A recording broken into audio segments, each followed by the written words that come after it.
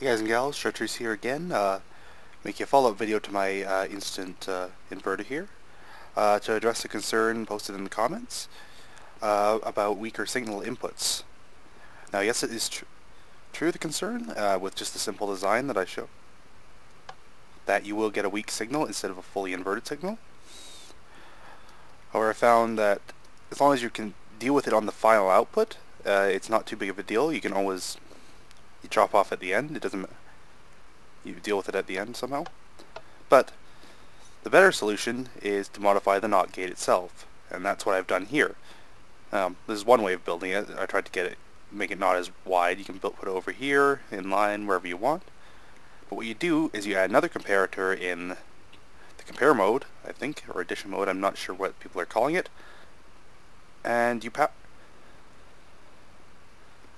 then you give it power. So what it'll do is it will lop off any weak signals here so that you're not getting weak signals out. So if the signal output of this thing is not at level 15 that it should be getting out of this, then what it does is drops it to 0. So as you can see here, I've got a 15 long wrestle line, so we're giving the weakest signal possible. And you can see when it goes on, the piston turns off. And yeah, the strength here is 1 here, and then as we go through, it gets bumped up to 15 here, because that's correct.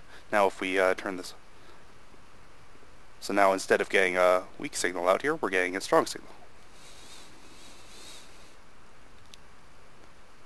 Or well, a strong off signal. Because you can see here, this signal looks strong here, but it's actually 1 less than full. Because that was 1 above 0, this is now 1 less than full. We chop it off because it wasn't perfectly full, so we get our null signal out here. So now if we turn this back on, we still get our full signal as we expect. And it's only slightly more complicated, so for an instant thing, that's not bad for a size. For an instant NOT gate, that's pretty good, considering. And then of course, you can wire this however you want. It just goes in line with this one as a comparator. But then you would need to put power. Let's put a block down because I've got those in my inventory. Feed it power from the side, and there's our output. As you can see, we have a 1 on input, and yeah, there's your input. So what you have to do is feed the comparator to the side.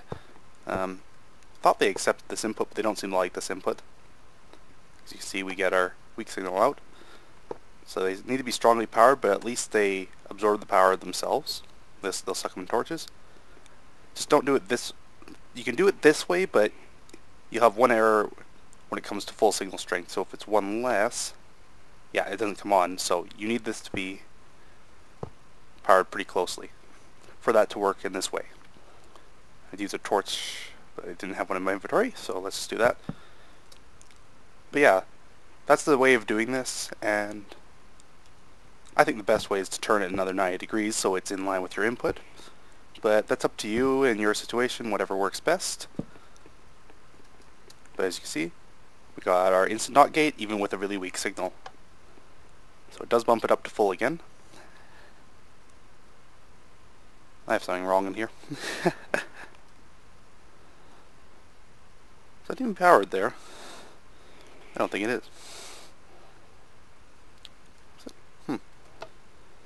Well, now I've wired up something wrong. Oh well. Oh no, never mind, it is on. I was just looking at the weak signal. But yeah. Hope you enjoyed, and have a nice day.